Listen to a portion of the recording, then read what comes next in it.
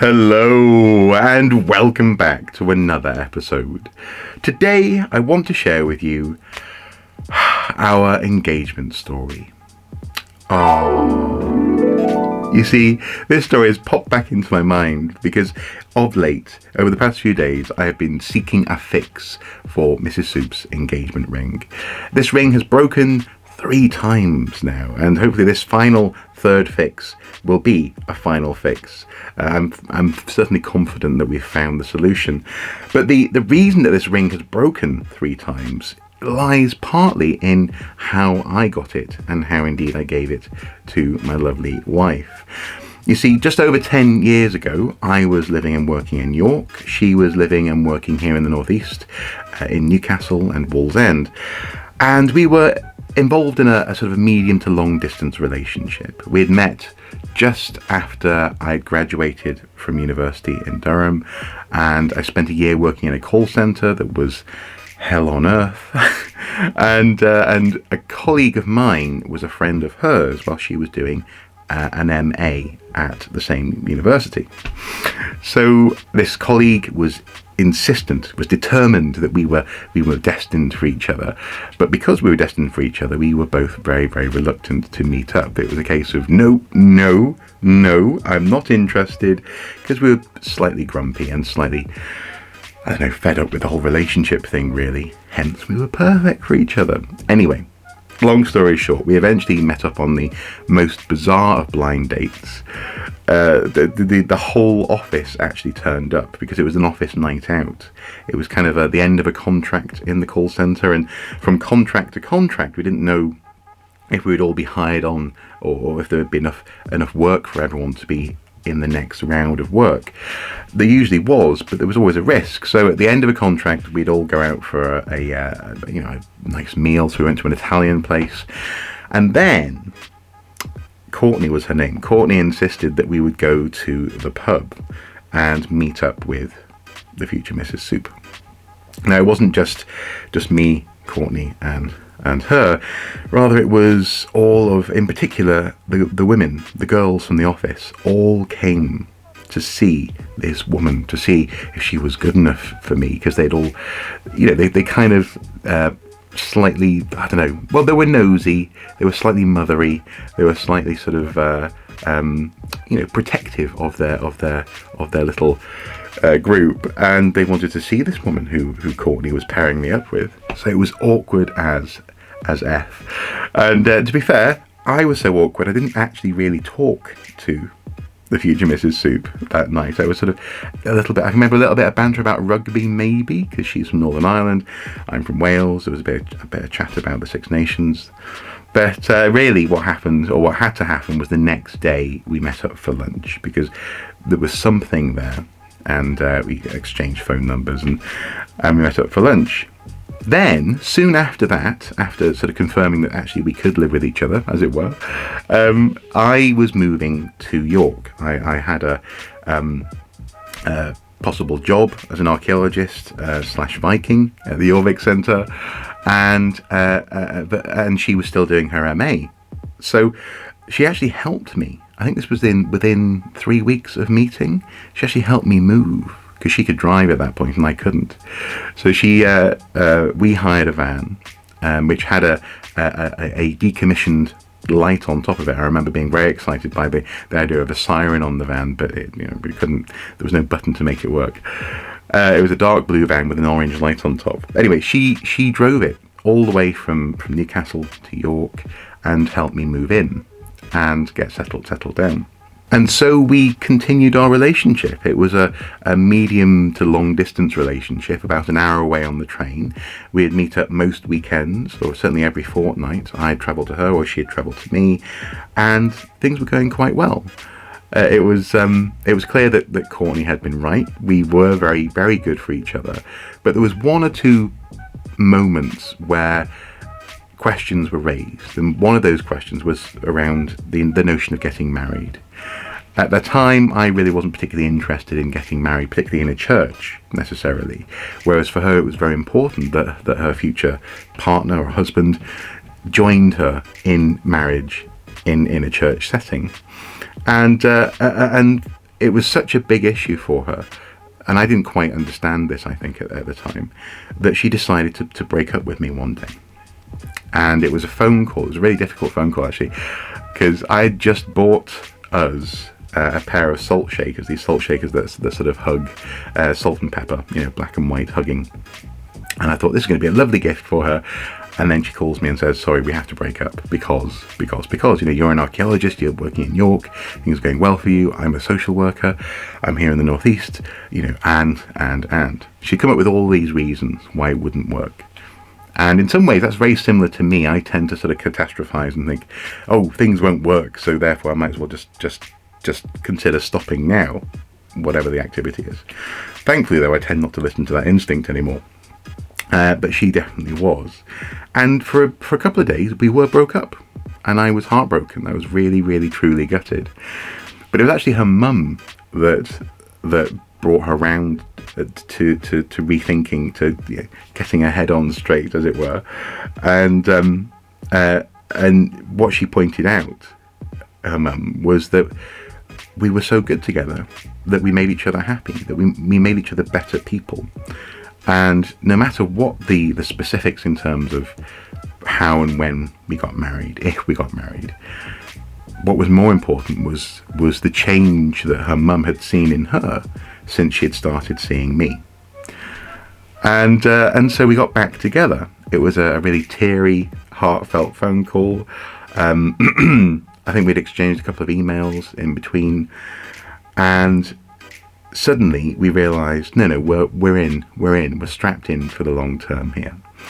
And I wanted to demonstrate that. I wanted to prove that to her, that I was committed to her as much as I was to any other questions I had about whether or not I wanted to get married.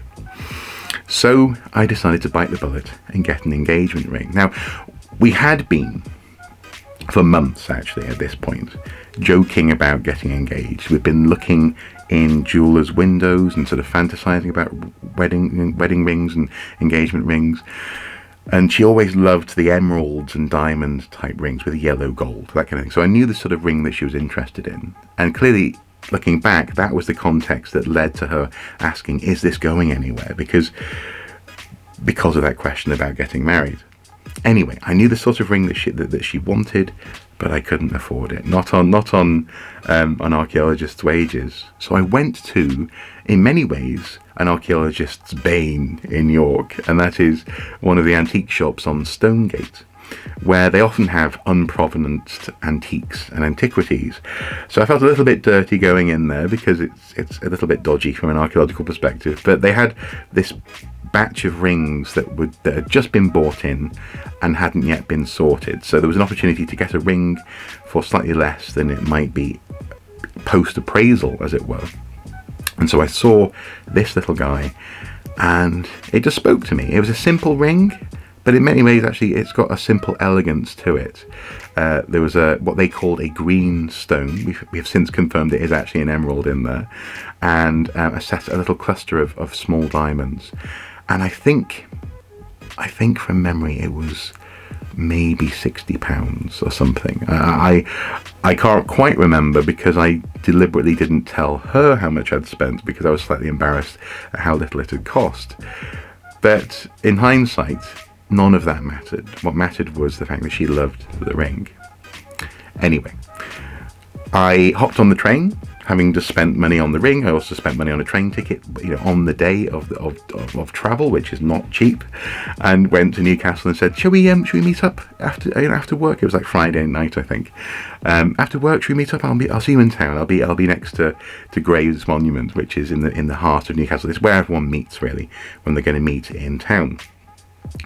And I saw her, and we went through this moment of reuniting and saying, "I'm so sorry, we nearly broke up, and I love you," and blah blah blah blah blah.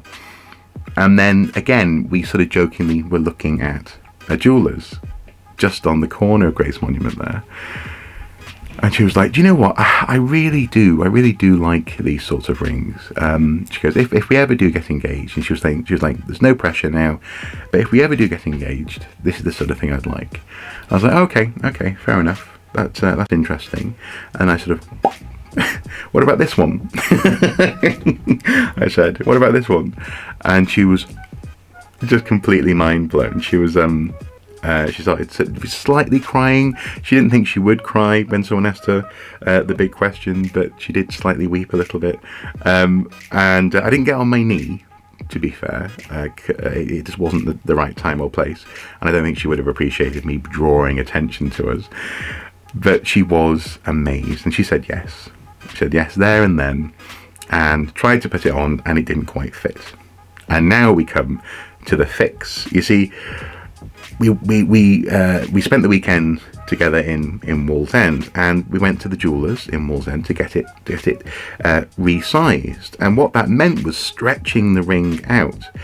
And unfortunately, this jeweller in Wallsend did quite a crude job of stretching out the ring. First of all, it was literally just as though they just heated it and pulled it, and so the taper of the ring actually was suddenly quite abrupt. It was suddenly much thinner on the bottom than it was on the sides and on the top. And it was less than satisfactory, but also led to a very narrow, very thin stretch of metal on the bottom of the ring. That whenever she was doing crafts or gardening or something, or she wears this ring all the time because she loves it, and it just got wear and tear. I think possibly also with taking it on and off as well, that little thin bit of metal kept on breaking. So it broke once, we got it fixed at the same place. It broke twice, we got it fixed at the same place. They never actually, though, added any material to the ring. We'd say, look, just add some mass to the ring. We don't mind paying a little bit extra as long as it doesn't break again. And they'd be like, no, it's fine. It won't break this time. But it did. It broke that second time and then a third time. And on the third break, a couple of weeks ago, she was just utterly gutted, because she again loves wearing the ring and didn't want to waste more time and money getting it fixed. So she said, look, can we just put some tape on the ring? Let's just tape it up so it's not pinching me, and I'll just wear it like that for now. And I was like, no way, you're not going to wear your engagement ring with tape on it. So I decided to go to a different jeweller's in North Shields instead of Wallsend, and the guy said, actually the best thing to do is to replace the whole, what's called the shank, I think, the whole bottom of the ring, get a thicker, proper piece of metal, bend it to the right size and shape, and it won't break. And that's what we did. He said £40, and said, do you want to think about this kind of thing? Because £40 isn't just a nothing. So, but in North Shields, people kind of go, £40, eh? But I was like, no, definitely, yeah, let's go ahead, let's do it. I'll leave the ring with you today, and we'll get it done. And so £40, and 3 days later, the ring was fixed. The shape of the taper of the ring is much, much better than it was. And crucially, there's much more, well, about twice as much mass in the bottom of the ring now. So it's not going to break again. She can wear it, and wear it with confidence, and continue to enjoy the look of the ring. I think it's quite a pretty, elegant little thing. And I'm so glad that I gave it to her. And that's the story of our engagement. It's sorry that was slightly breathless in this video, but it was a time of heightened emotions. We were so close to breaking up, and then suddenly we were engaged. And then actually within a year of getting engaged, we were married, because she was very eager. Then once the starting gun had been fired, I remember getting a phone call one lunchtime in Jorvik, in the staff room, and she goes, I've booked a date, September the 18th, next year, I think it was. So within 9 months or so of getting engaged, we were married. And it was kind of funny, because the people around me in the staff room saw my face just go, oh, it's real, oh my god. And I'm so glad we did. So there you go. She's amazing. I'm so glad that I found this little ring for her, and that she loved it, and that she loves me as well. So there you go. Thank you guys for watching. Hopefully this has been interesting. I know engagement is a very specific, slightly niche topic. It's not like talking about the latest computer game or something, is it? Or a graphic novel. But the story of this ring and getting it finally fixed is just intimately connected with how I came across the ring and how we got it onto her finger, as it were. So there you go. Thank you guys for watching. Until next time, do take care. Bye bye.